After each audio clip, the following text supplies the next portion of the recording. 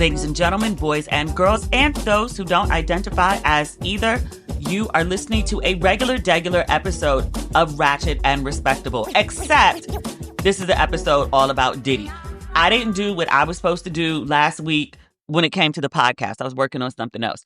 I didn't do the bonus episode for the Diddy trial that I said I was going to do, and we have now ended up with 9 days of testimony without me doing an update. So in order to avoid doing some 3-hour episode, I'm going to use this one to get in as much as possible. I still might have to break it up into 2 episodes. We'll see. But this is an all Diddy episode. I was trying to avoid this. It's unavoidable at this point. This case is all consuming because there's so much happening. As I'm recording right now, it's Tuesday morning. It's 9:50 a.m. A woman named Jane, an alias, one of Diddy's girlfriends from 2021 to 2024, literally up until the day he got arrested, she was with him. But there was another woman at the hotel with him for a freak off, like when the feds arrested him. We'll get to that. She's a witness for the prosecution. She's been on the stand for 3 days, and today just started the cross-examination. I don't know if I can say that this is the craziest testimony so far, because Cassie's was really bad, which you know about, because that was early on. Mia, she worked for Bad Boy for about 9 years. We're going to talk about her today. And she was his assistant for a good chunk of that. Several years. I don't remember the exact number. That was completely violent and insane. Jane's story is less violent. There is an incident that she recalls. And obviously Cassie's testimony is very violent. Me as well. It's like reading a psychological thriller. Just the choices that she makes and why she makes them, and the mind control that Diddy has over the people he dates, the people that work for him. It's almost like a cult. And I'm pointing this out because I want you to pick up on the pattern when we discuss the testimony. There's at least, I would say, 8 to 9 people who have testified about Diddy treating them like pure D shit, putting them in situations where they could have gotten killed, where if what they did was found out, it would be a felony, perhaps a federal case. And then at some point in their testimony, either direct or cross, one of the lawyers will ask, well, how do you feel about Diddy today? One of the assistants, I think it was George, testified that, he quit working for Diddy because of all the violence against women. He was like, morally, I just can't participate in this. But then he leaves Bad Boy and he texts Diddy every year on his birthday. And when George got married, he invited Diddy to his wedding. Other people have testified he beat the brakes off of me and I saw him beat the brakes off Cassie. I had to intervene. And they're like, well, how do you feel about Diddy today? And got love for him. We're good. I don't have hate in my heart. What?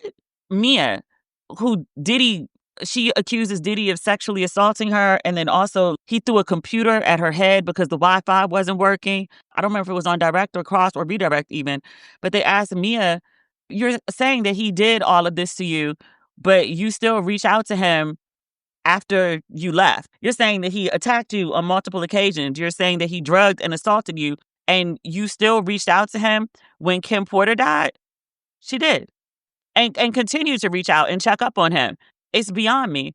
Capricorn gave a whole testimony about, did he kidnap me? He came to my door waving a gun. And then she recounts, a whole bunch of other stuff.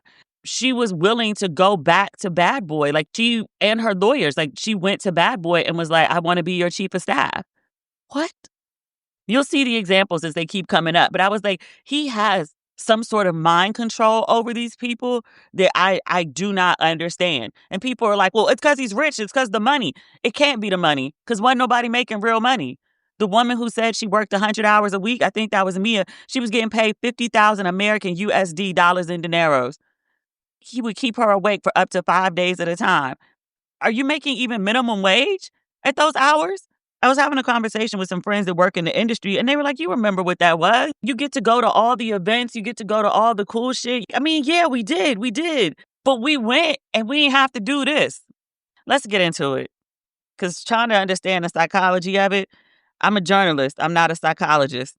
I'm going to just tell you what the testimony is. Day 12. Back in time.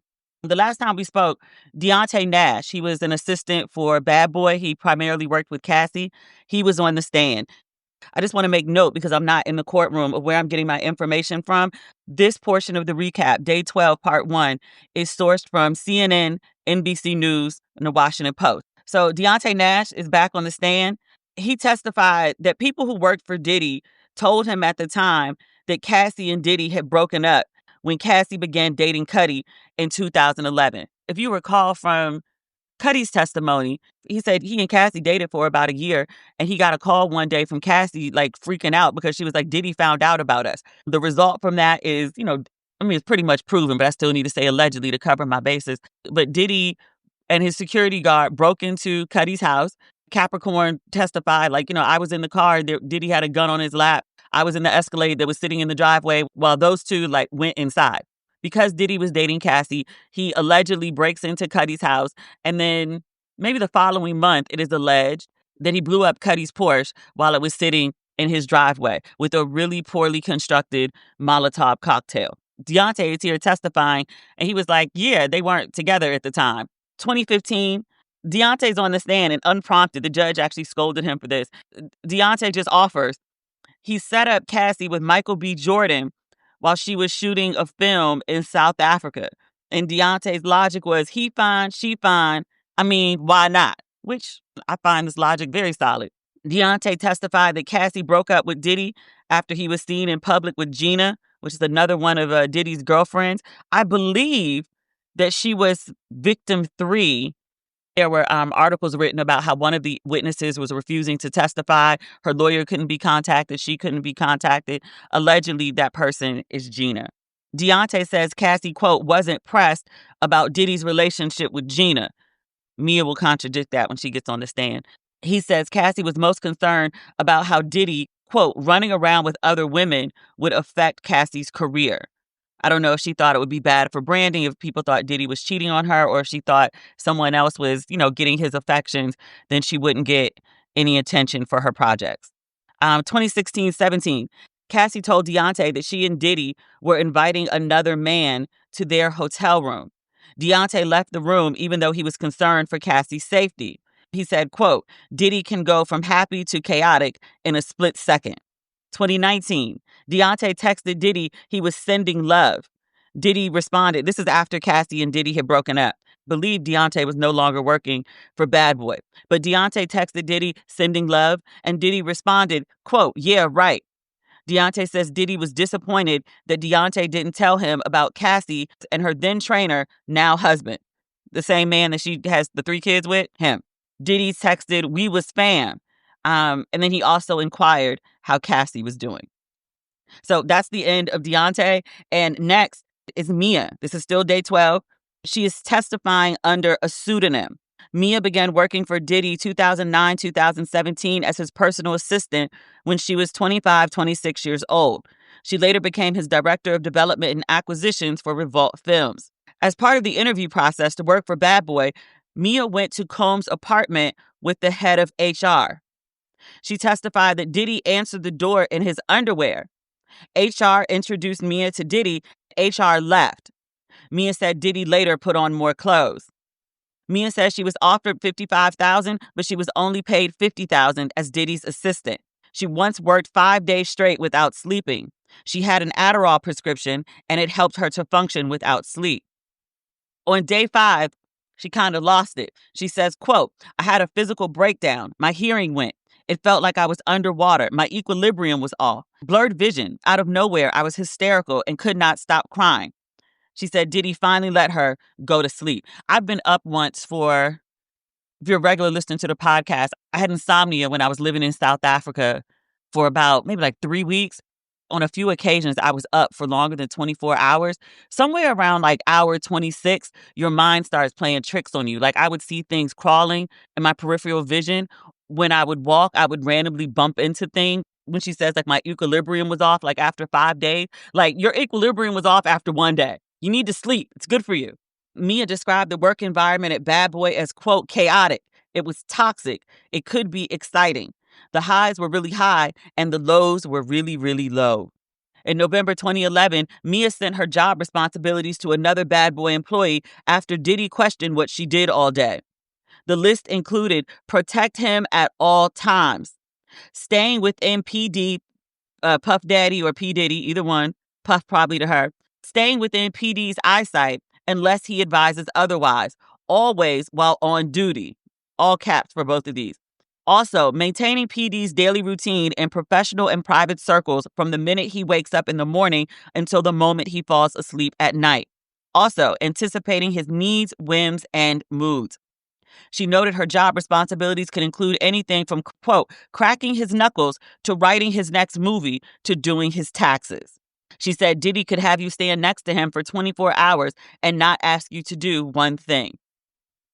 Mia traveled with Diddy and stayed wherever he was or in staff housing.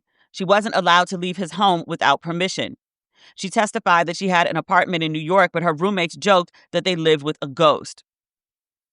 2009-10, one of those. Mia left Diddy's house after Diddy fell asleep. His security called her to say Diddy was sending them to find her. I got in big trouble, Mia testified. Mia was not allowed to lock her door when she stayed in Diddy's homes. He told them, quote, this is my house. No one locks my doors. Notably, Diddy's security personnel were allowed to lock their doors.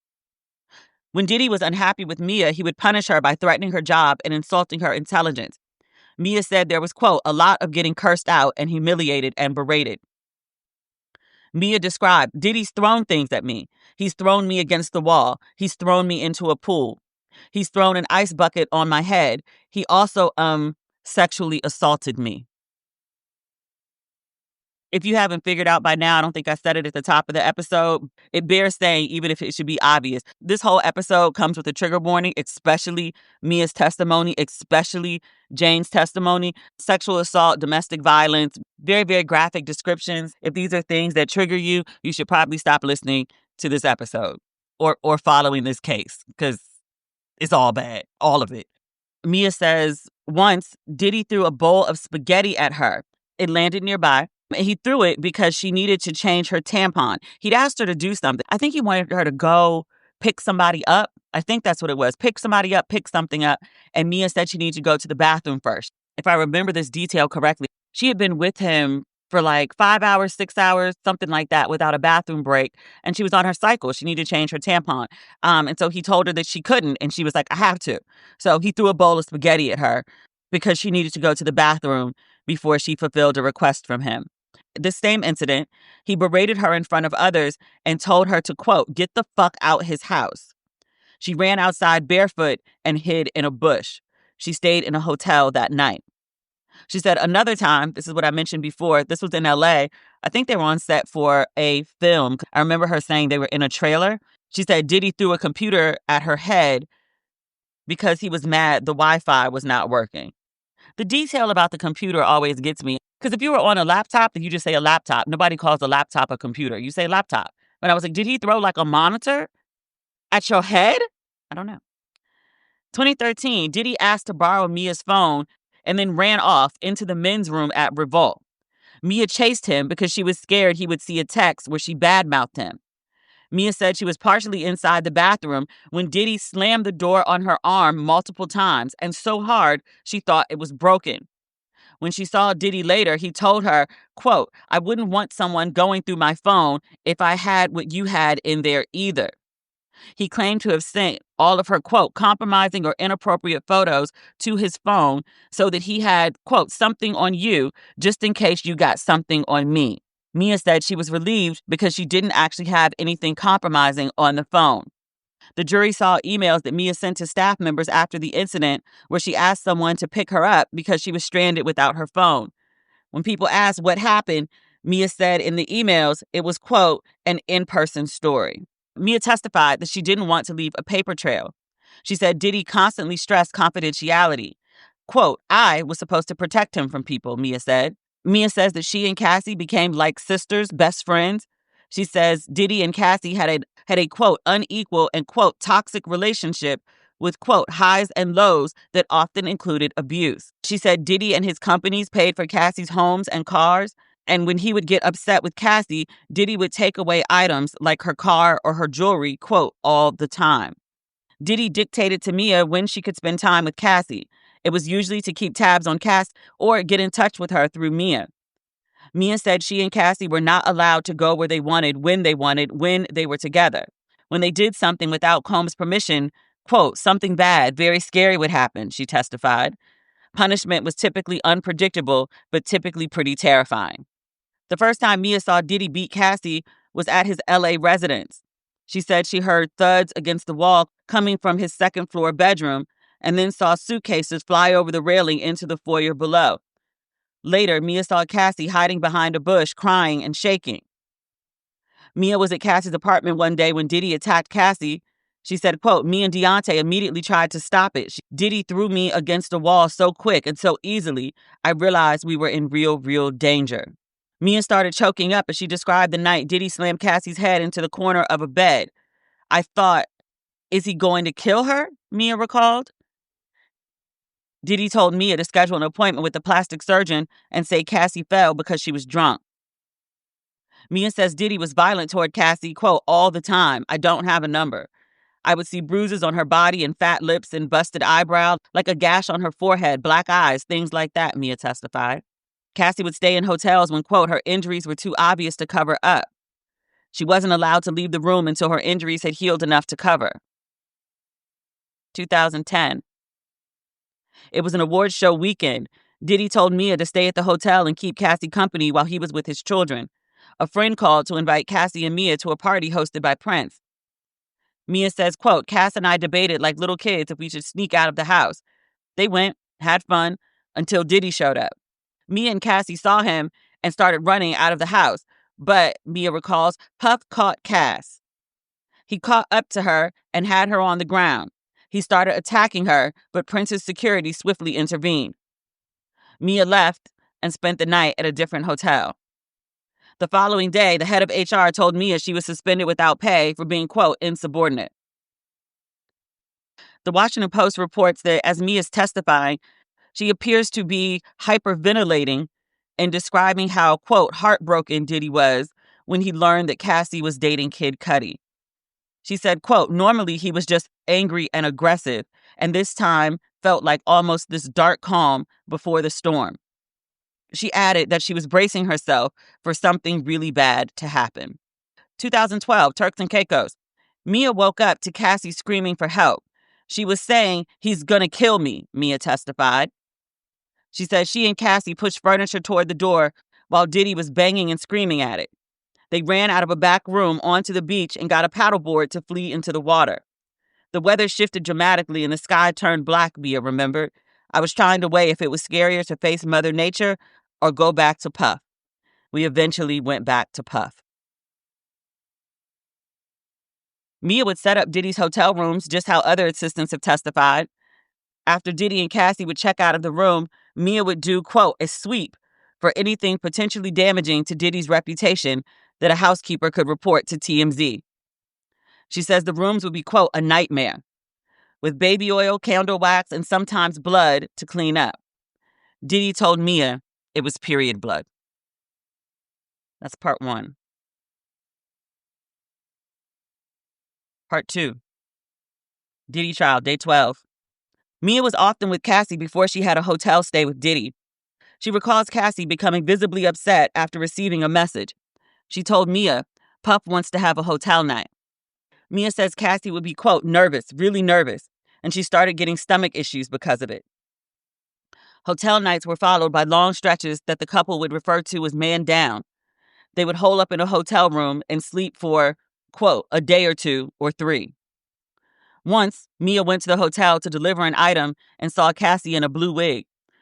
She said Cassie appeared to be, quote, struggling. Mia asked Cassie if she was okay. Cassie said she was and closed the door. Mia testified that being on the road with Diddy was like being with, quote, a traveling medicine cabinet. She said pills were kept in plastic bags or in his ever-present Louis Vuitton pouch. She says Diddy was frequently taking ketamine and other drugs even before press appearances. The first time Mia took drugs, other than marijuana, was with Diddy at his Miami home. She said Diddy gave her MDMA and told her that she was, quote, now part of the Breakfast Club. One time at Burning Man, Diddy had 3 plates of white powder, one with Molly, one with cocaine, one with ketamine. She said people were taking turns and playing some guessing game with what they took. Diddy told Mia it was her turn. She refused, but Diddy became upset.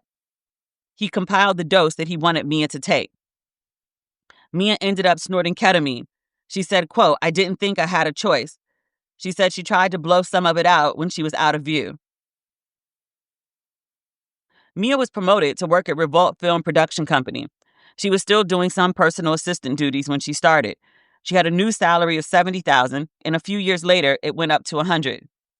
Diddy knew how badly Mia wanted to work on film and TV projects. When he was angry, he would threaten to take the projects or credits away from her. I'm going to reiterate the trigger warning now. It's all downhill from here. As if what I've read to you so far wasn't bad enough. Mia testified that Diddy sexually assaulted her multiple times while she worked for him. She says Cassie was not present when the assaults occurred, and Mia did not tell her about them. Mia said her dynamic with Diddy was there were no boundaries. She says, quote, "It wasn't weird for me to be in his room at all hours of the night or waking him up or talking to him while he was on the toilet." Mia said she never initiated sexual contact with Diddy or told him she wanted to have sex with him. The assaults were always sporadic and only happened when Diddy didn't have a girlfriend around. The first time he sexually assaulted her, they were at the Plaza in New York celebrating Diddy's 40th birthday. I remember this party. I wanted to go to this so bad. Two of my friends went. They paid somebody to sneak in. I want to say through like the garbage entrance, the delivery entrance, something like that. But they got in. And they talked about that party for weeks. Mia says Diddy asked to speak with her in the kitchen. He told her she was doing a good job, and he offered her 2 shots of vodka, which Mia said, quote, "hit me kind of hard." It sounds like he drugged her. She said she was shocked when Diddy leaned in to kiss her and put his hand up the side of her dress. She says, quote, "I froze. I couldn't even process what was happening." The next thing Mia remembers clearly is sitting in a chair in the penthouse as the sun came up.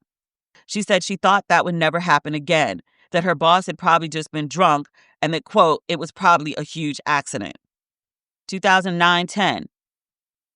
Mia was asleep in Diddy's LA home on the bottom bed bunk and with the door unlocked because she was not allowed to lock it. She woke up to, quote, "the weight of a person on top of me." It was Diddy. He told her to be quiet and used one hand to get his pants off. After a pause, he put himself inside me, Mia said. "I just froze. I didn't react." She said it was very quick, but it felt like forever. She said she felt, quote, "terrified and confused and ashamed and scared." She said Diddy raped her again when she was on the floor in his closet packing a bag. He approached her with his penis out and forced her head down. The Washington Post notes, quote, "Mia hung her head and appeared to shrink while recalling an incident of forced oral sex. She whispered the word penis. She broke down in tears at several points during the afternoon testimony." Mia described, quote, "I felt like trash." She added that she felt, quote, "scared and ashamed and like an idiot." Mia testified she never thought there would be a next time because the assaults were so random and spaced out. She says, quote, "I always thought that the next time I would, if there were ever a next time, I would somehow be more prepared." After an assault, Mia said she would, quote, "keep it moving like it never happened." Mia testified she never flat out told Diddy no. Girl, what? She says, quote, "I couldn't tell him no, like about a sandwich. I couldn't tell him no about anything. There's no way I could tell him no." Mia testified she lived in constant fear of Diddy physically harming her or following through on the threats to ruin her reputation after he sexually assaulted her. "I would have lost everything," she said. Asked why she didn't report any of this to HR, Mia testified that HR was only used by Diddy to punish people who had crossed him. Mia heard there had been an assistant who reported Diddy's abuse of Cassie to Diddy's chief of staff. That assistant, is that Capricorn? Was fired. Diddy told Mia that assistant had filed a lawsuit and Mia might need to testify in his defense. They asked the obvious, why not go to the police? Mia said she didn't think it was an option. She described the time when she was pulled over in LA on the way to pick up Diddy, and the officer let her go when she put Diddy on the phone. Another time, they were driving and got pulled over. She says once the officers saw Puff, they were like, "Oh my God." She's clarified that the officers were excited. She also noted that all of the stuff that she's describing took place before Me Too.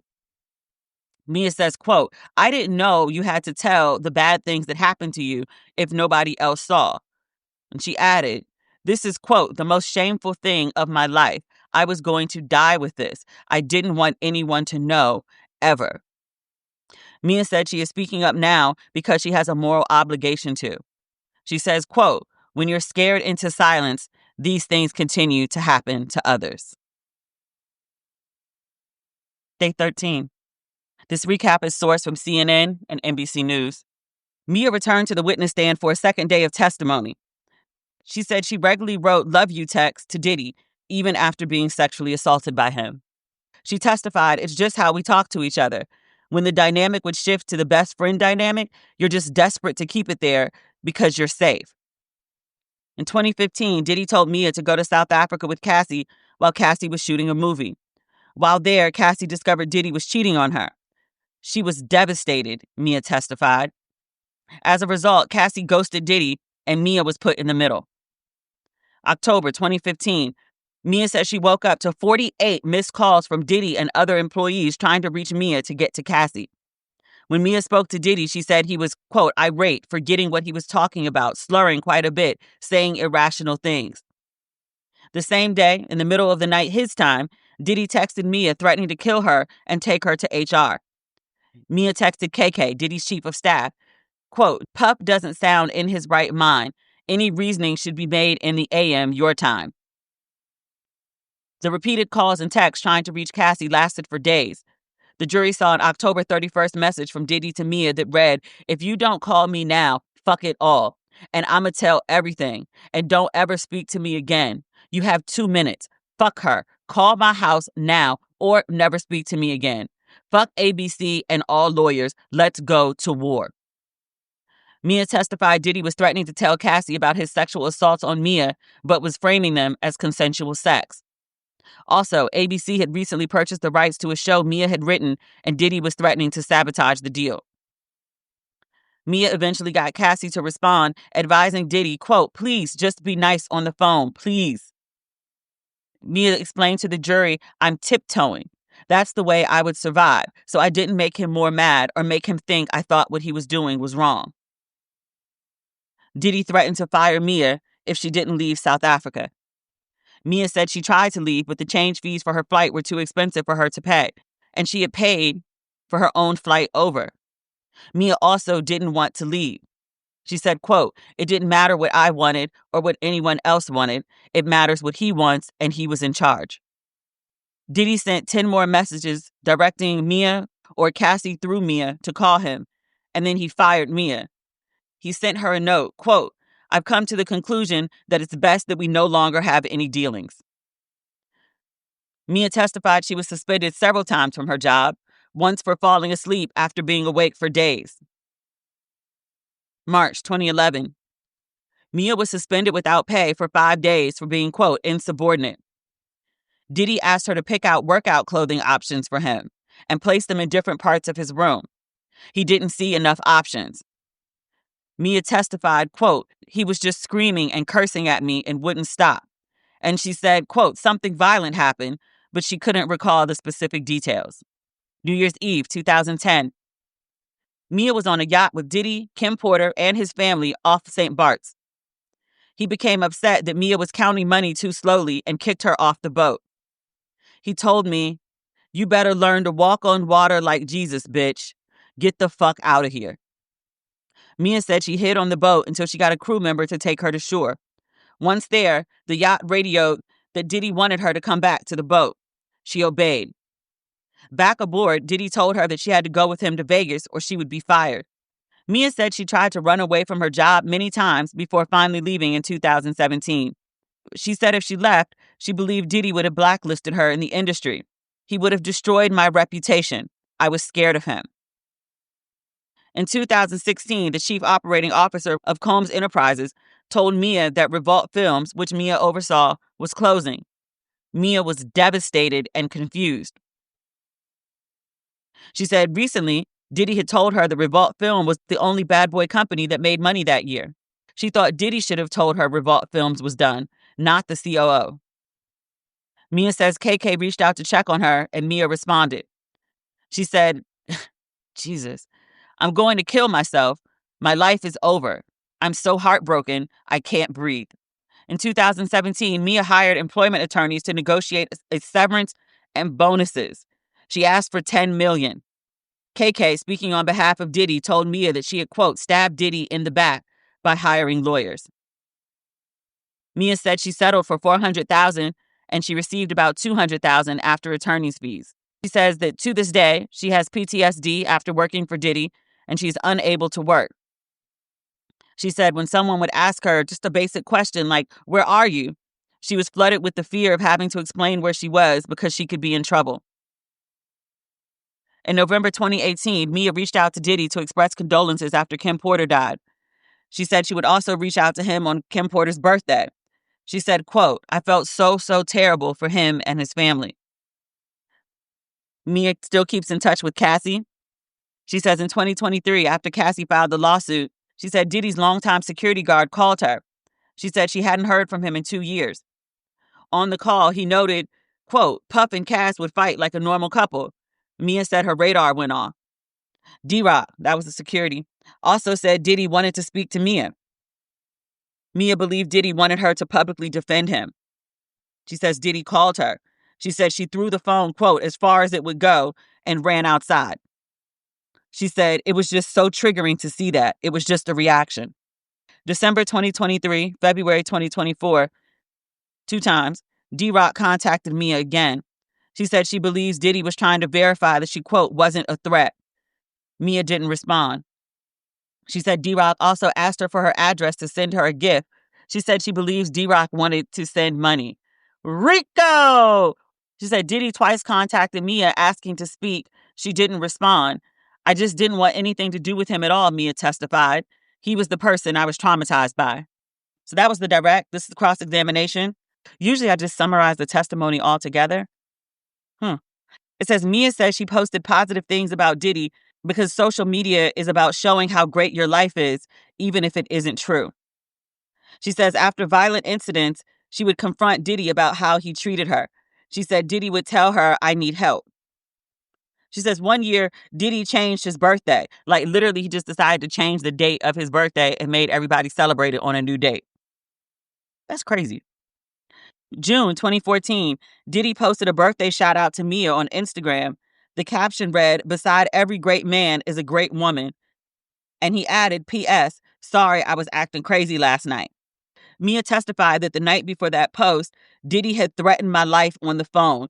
I guess this was his apology. Mia said that she had friends outside of her job, but she didn't get a chance to engage them. She says, quote, there was absolutely no time and I had to get permission to leave or to do things. She said, quote, I had to beg to go to my grandma's funeral.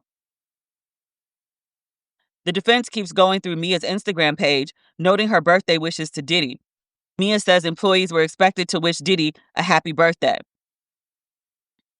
In 2014, Mia made a scrapbook of magazine articles about Diddy from 1991 to 1999 for Diddy's 45th birthday. She said, quote, it was so nice of me. Mia thought the book would make him happy. She says, quote, when things are good, I felt really safe. It was psychological. I felt responsible for helping him. I felt bad for him. I don't know how to describe it. The defense challenges Mia on why she worked so long for Diddy and posted great things about him if her time there was so awful. She says, quote, I was young and manipulated and eager to survive. I'm unraveling a lot of this now in therapy. Nobody was there to say these things that were happening were wrong. There was nobody around us that ever even flinched at his behavior. The defense asked her why she would need someone to tell her it was wrong for Diddy to threaten to kill her. Mia testified that she has, quote, a logic brain and, quote, a trauma brain, and the trauma brain often wins.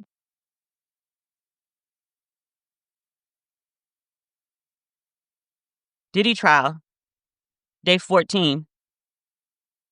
This recap is sourced from CNN, NBC News, and USA Today.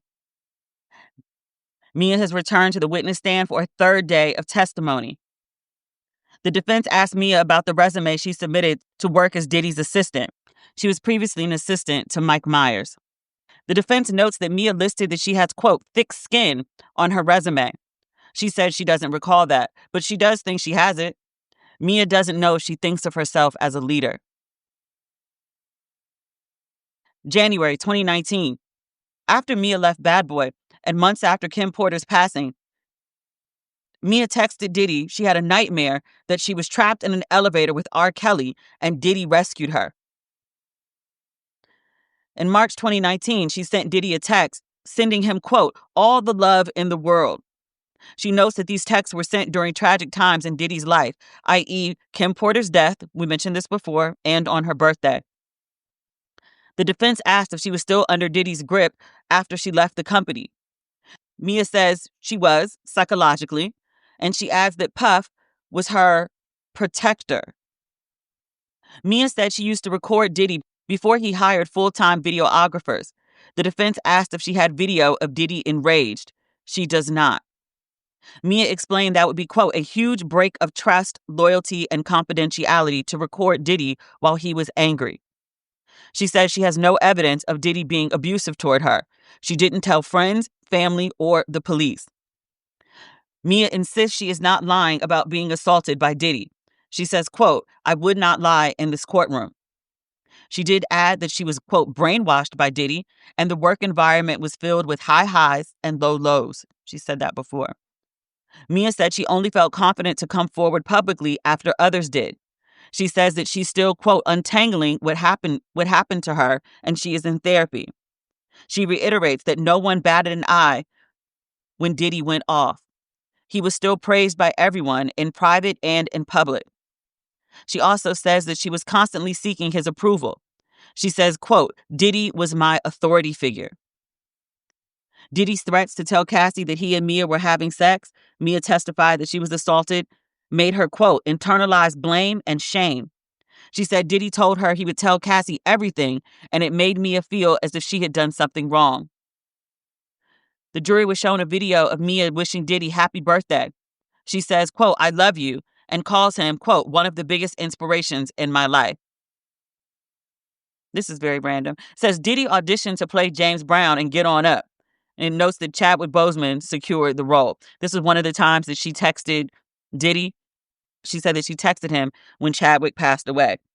When I wrote about this online, people were like, the gall of this nigga thinking that he could play James Brown. And I was like, wait. Like, hear me out. Think about this, right? James Brown is a known drug abuser who used to beat the brakes off women. He was an entertainer.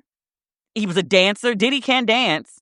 He does beat the brakes off women. We've seen it on video. He's apologized for it. I don't have to say allegedly for that. All these people have testified about the amount of drugs that he does. Even his own defense is like, well, yeah, he did a lot of crazy shit, but he was also either high or, going through withdrawal. I mean, he did do a lot of drugs. This isn't even a question. He had a lot in common with James Brown. He could have very well embodied the role. I think Get On Up is actually Chadwick Boseman's best role.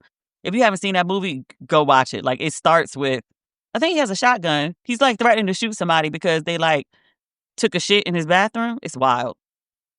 Mia says Diddy used to steal her phone and Cassie's many times. She testified he had a tracking device on Cassie's car.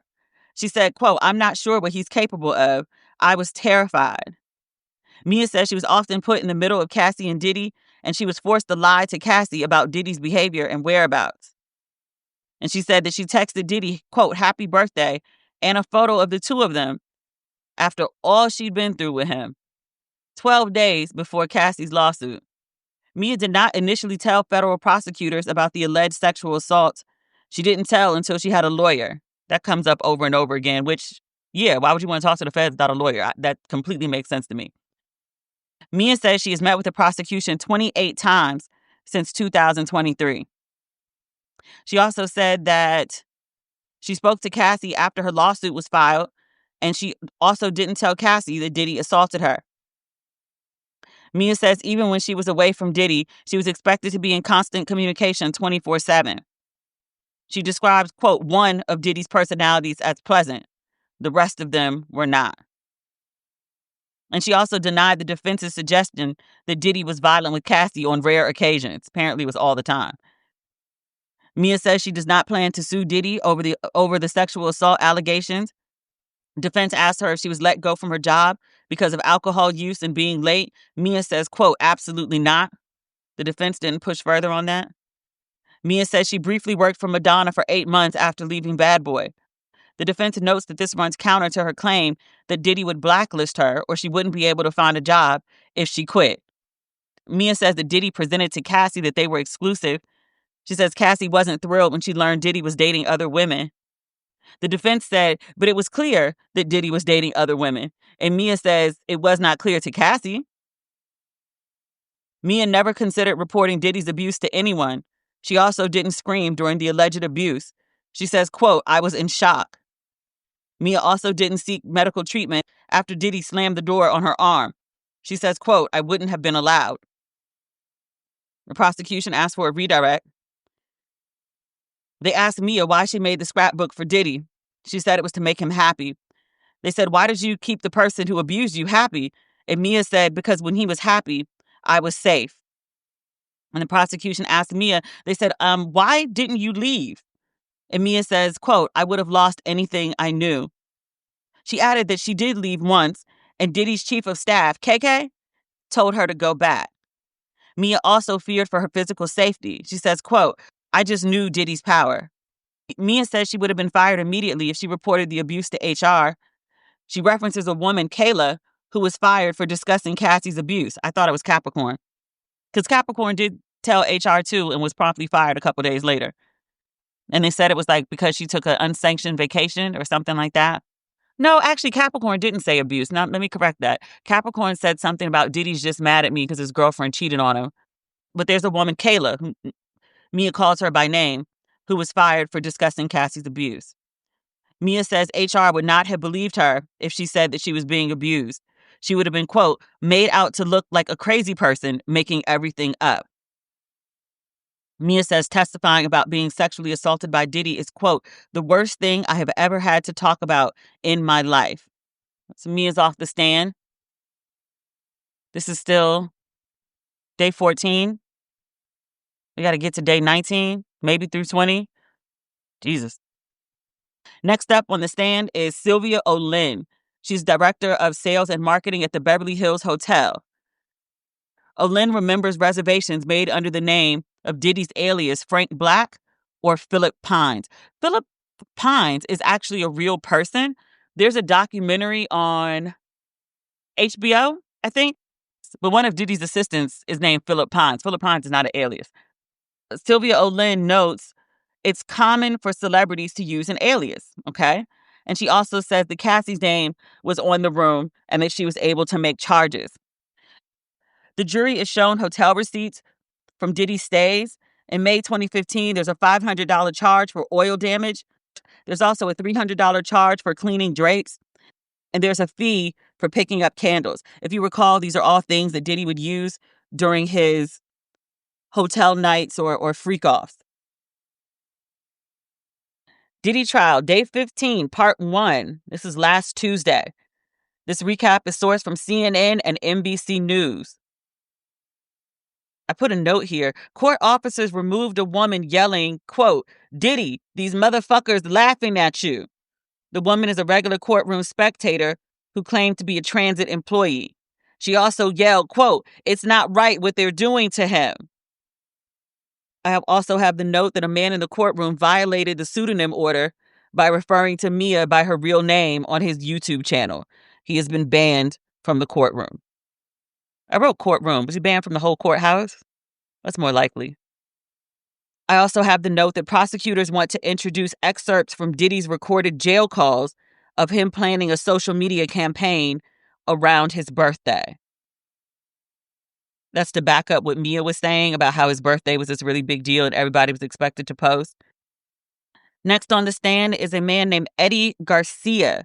He's a security supervisor at the Intercontinental Hotel where Cassie was seen on video being attacked.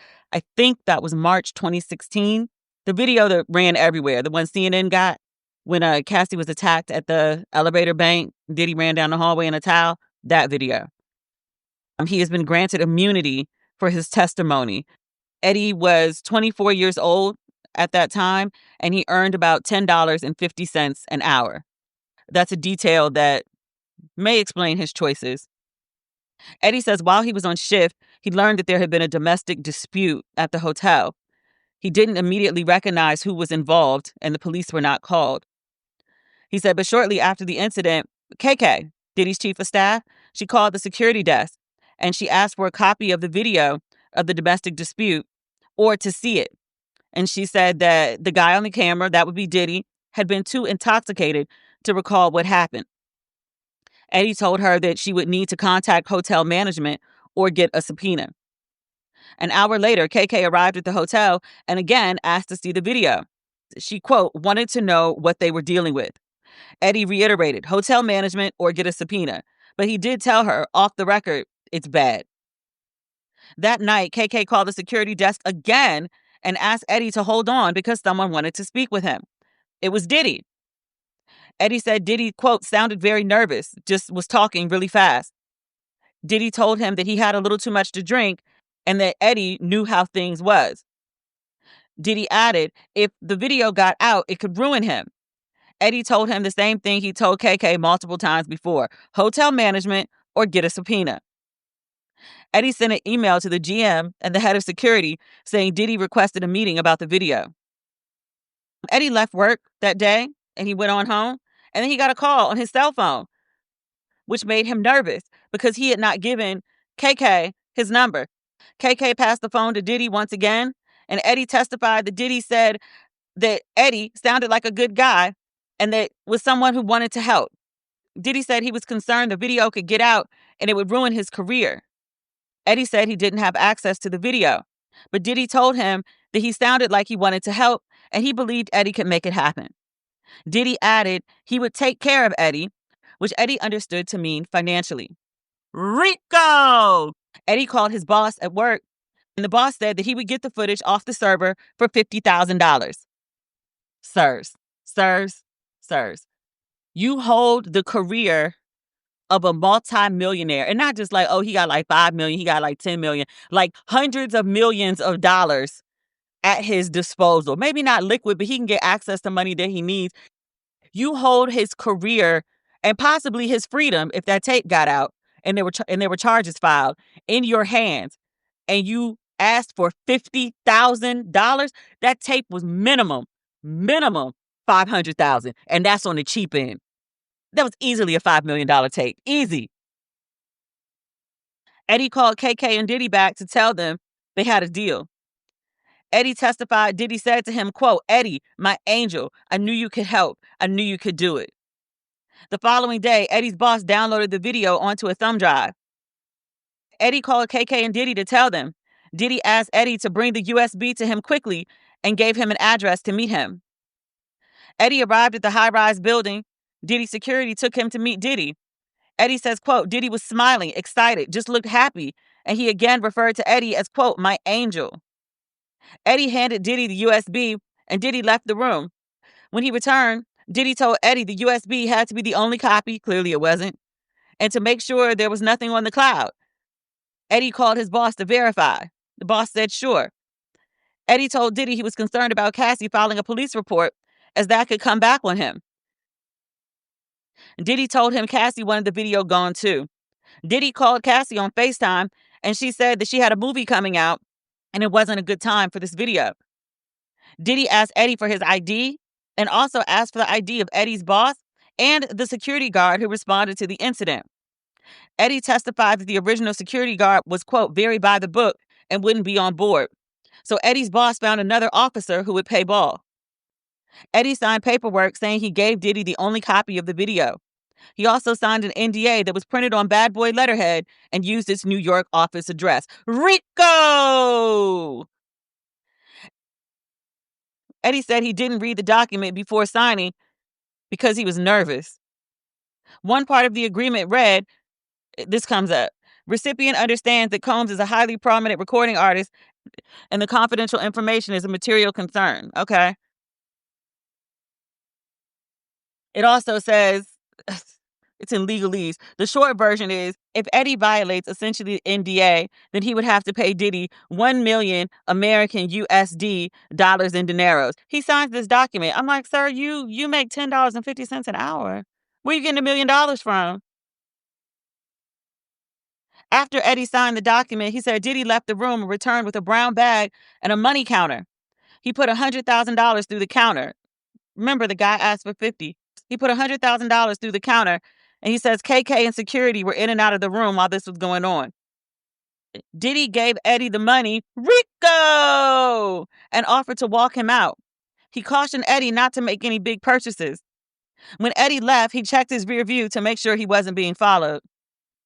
Eddie gave $50,000 to his boss, $20,000 to the other officer who had done absolutely fucking nothing, and he bought a used car in cash with the $30,000 he kept for himself. Eddie, my friend, don't do no more crimes, because you bad at crime, Eddie. You bad at crime. You bad at crime. You never watch The Wire. You don't watch enough Law and Order. You don't watch mob movies. Eddie, my friend, why, when you did all the work, did you give the lion's share of the money to your boss? Your boss said, I want $50,000. You the one that they've been contacting. You're the connect. You got him to get it off the server. You go to Diddy. Diddy gives you double what the boss asked for, because even he knows y'all have severely lowballed yourself. He feels so bad for how stupid y'all are that he doubled what y'all asked for, because you really should have been asking for millions instead of asking for 5 figures.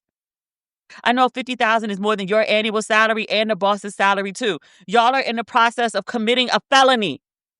You need to be compensated properly for the felony. You hold the career of a very, very 100-millionaire man in your hands.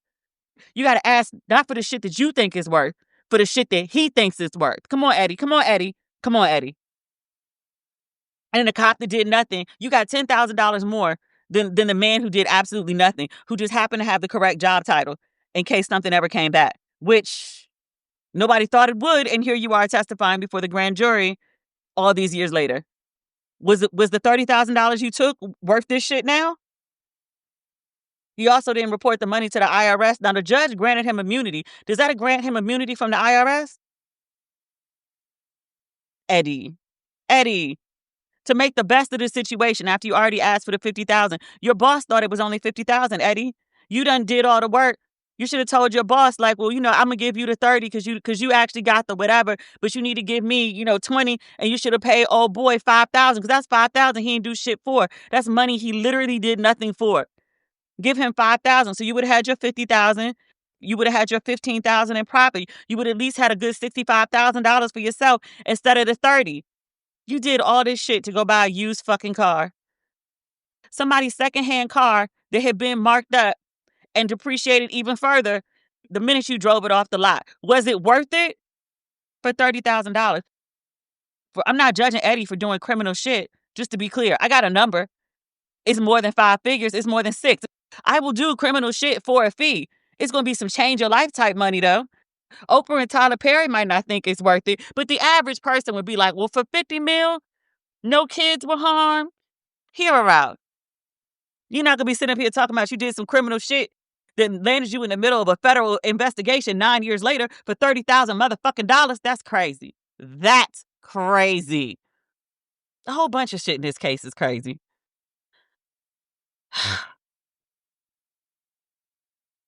Eddie did not deposit any of the money or report it on his taxes.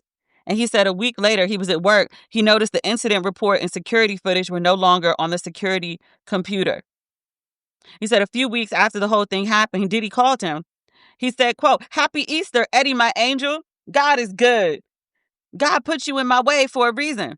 And then Diddy asked him if anyone had asked about the incident or the video. Eddie said no one had. Diddy told Eddie if he ever needed anything, he should reach out.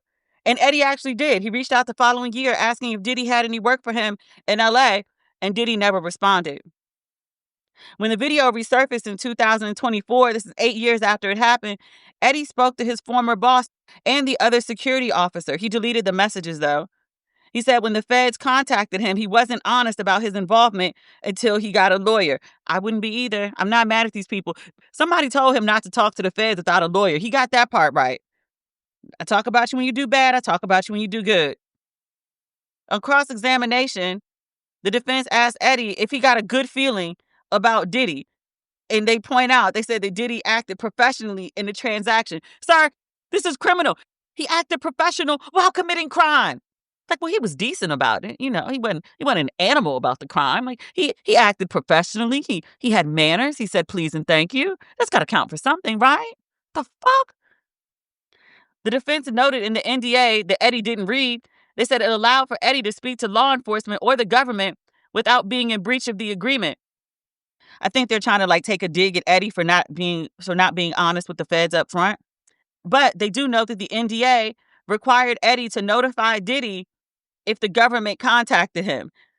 I'm assuming that Eddie didn't do this. And I was like, wait, are the lawyers like low-key threatening Eddie to like go after him for $1 million in violation of the NDA? That's kind of what this sounds like.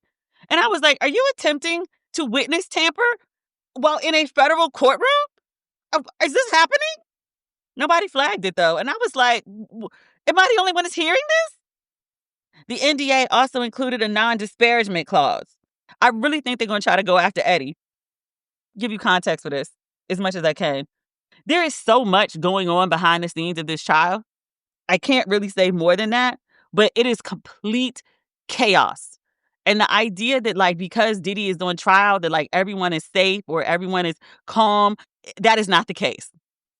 And so that might be why I'm reacting, because when I initially wrote this 6 days ago, a lot has changed in the last 6 days. A lot more information is available to me behind the scenes that wasn't available 6 days ago. So I didn't flag this the first time I read it, but I was just like, why are you pointing out the violations of Eddie's NDA? The government subpoenaed him to testify and he was given immunity. I mean, that is immunity by the government. It's not with his binding contract. It's also an NDA about some criminal shit. And NDAs don't cover criminal shit. Diddy has all these people signing NDAs and being like, oh, I can't talk because they don't know legally the NDAs don't cover criminal shit. So you can sign an NDA about some criminal shit and you could take the payment for it. You could literally go right to the police station or right to the feds and be like, so, hey, I did take this money for this, but y'all might really want to know this. And you're not in violation of the NDA because it's criminal shit. But I was like, yo, I feel like they're low-key threatening this man. High-key, really, because they're doing it in open court with transcripts. The feds do a redirect with Eddie, and they know that the NDA that he signed, it would require Eddie to notify the company, Diddy's company, in writing, and would allow the company to seek options to prevent disclosure. So, like, seek options?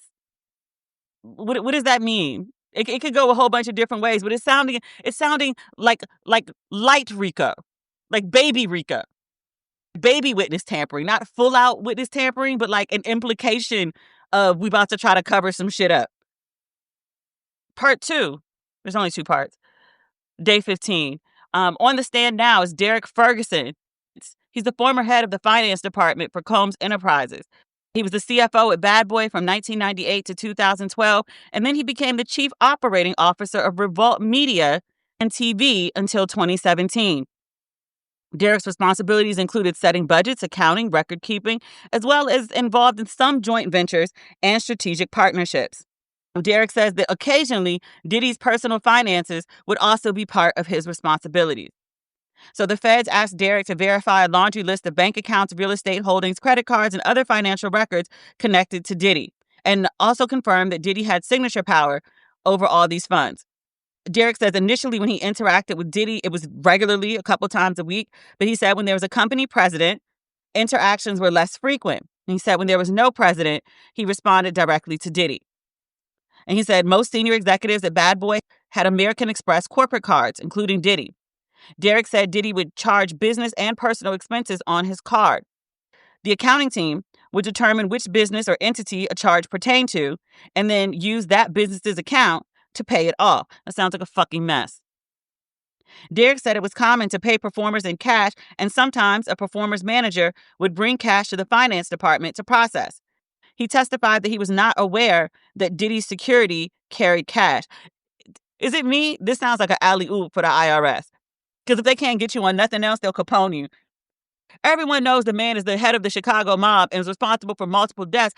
The feds can't prove it. So what do they get him on? Tax fraud. Pay your fucking taxes. That means you, Offset. While at Bad Boy, sometimes third parties handled Diddy's personal finances. Sometimes it was internal. The finance department managed the finances for Diddy's properties in Miami, the Hamptons, and New York City. Diddy provided financial support to family and friends through his personal salaries and distributions. Derek reviewed Diddy's personal finances annually. This is going somewhere. The jury saw December 2011 bank statements for Diddy's bank account for his Alpine, New Jersey home. Remember what happened in December 2011? It's when Diddy reached out to Cassie's mama and said he wanted $20,000 from her because he'd invested in Cassie and now she was dating another man. So he wanted her mama to come up with the money. Remember she said somebody from Diddy's accounting department reached out to her and gave her the information of where to wire the money? This would be Derek. It shows on December 14th that the account transferred $20,000 to Cassie. And then on December 23rd, there's an incoming wire transfer from Roderick Ventura, a.k.a. Cassie's dad, for $20,000. And then on December 27th, they returned the $20,000 to Cassie's father's account. Derek said Diddy's personal business expenses were kept separate and the tax records were closely monitored. Let the IRS determine that. Derek also says he didn't speak with Diddy after leaving his employment in November 2017, except for odds and ends related to his departure.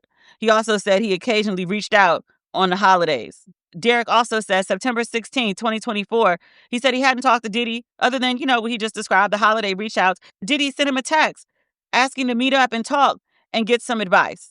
This is after the feds had come after him. He said Derek did not respond. This is giving RICO. It's giving an attempted witness tampering.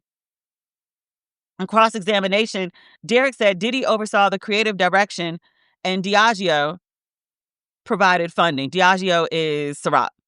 Derek said there was tension over the marketing and distribution because the distribution was concentrated in urban areas. Derek also confirmed that personal assistants were common in the industry. The personal assistants were paid for, obviously, through Bad Boy, and that also Diddy's security was paid for through the company. So this is relevant because we just talked about Mia. We've talked about other personal assistants that are being paid through Diddy's company, and Diddy has them doing everything from procuring drugs, possibly driving Diddy on the way to attempt to murder Suge Knight. Capricorn Clark says that she was kidnapped. She says Diddy shows up at her door waving a gun. Mia obviously says they threw a computer at her head. He sexually assaulted her. All these people are employees. He forced Mia to take drugs, but security is also chasing down Cassie and making her get in the car. Security also reached out to Mia twice, trying to get her address, trying to send her money, trying to keep her quiet. All of these people are employees, people who are paid by Diddy's company and are doing illegal shit while being paid company funds. RICO! What do you need for RICO? You need an enterprise. The money from the enterprise used for criminal shit. People be like, I don't feel like this case is proving RICO. This case is over-proving RICO. I feel like we could have stopped already. And they still got more to go. Allegedly, Diddy's chief of staff, according to USA Today, they published a story last week. KK, her name keeps coming up over and over again, is basically, I think they referred to her in court as a co-conspirator. But KK is testifying on behalf of the prosecution. That's not the point. None of this is the point. We're finishing up day 15, part 2. It says Derek testified he never witnessed anyone help Combs commit crimes, nor did he witness acts of violence. He also never saw Diddy, quote, enhance his reputation or the reputation of the business through acts of prostitution, sex trafficking, or forced labor. Obviously, this is on cross. Derek testified that he wanted to work for Bad Boy because he was from the Bronx and, quote, we needed more companies that would hire from the communities I grew up in that would give people opportunities. Derek said working for Diddy was hard and there were lots of long hours with lots of talented people. He said, quote, we all felt that there was a mission to be great, to represent ourselves in a certain way. Derek added that the employees were, quote, a very close-knit group in the beginning. The defense asked Derek what he learned from Diddy. He said he had a great business mind, set a really high aggressive goal, and was not afraid of that goal. And I think that's something you can learn from that. Derek added, quote, Diddy just worked constantly. His passion for what he did was really high, so his work ethic and the number of hours that he put in was something that pushed the entire team. Does it count if the number of hours you put in are because you're like all drugged up on Adderall and Coke? Or not? Actually, he wasn't on Adderall. Mia was on Adderall. Diddy was on coke and ecstasy, MDMA, ketamine, and other shit. The defense asked Derek how he felt about Diddy today. NBC reports Derek paused for several seconds before shaking his head. He said, quote, "I don't know how to respond to that." On redirect, the prosecution asked Derek where he did most of his work for Diddy. He said in the New York office, and he did not spend time in Diddy's hotel rooms or private residences. Like, just to drive home the point, like, Derek, did you see Diddy do like criminal shit? And Derek was like, no, but Derek was at the office, and most of the stuff people have testified to has been at Diddy's private residences, hotels, on vacation, not the office. Okay, so we just covered Diddy trial day 12 through 15. I have to get to the gym. I have a standing appointment with my trainer 4 days a week. Can't miss it. He gets really mad at me and makes me do like burpees. So let's do this as a part 1. I'll get this up and published, and while you're listening to it, I'll go ahead and start working on part 2. It's already recorded. Don't worry, the rest of my day is clear once I get back from the gym. Stay tuned for part 2, which should be Diddy trial, day 16 through 20. And that should bring us up to current, okay? Thanks for working with me. Talk soon.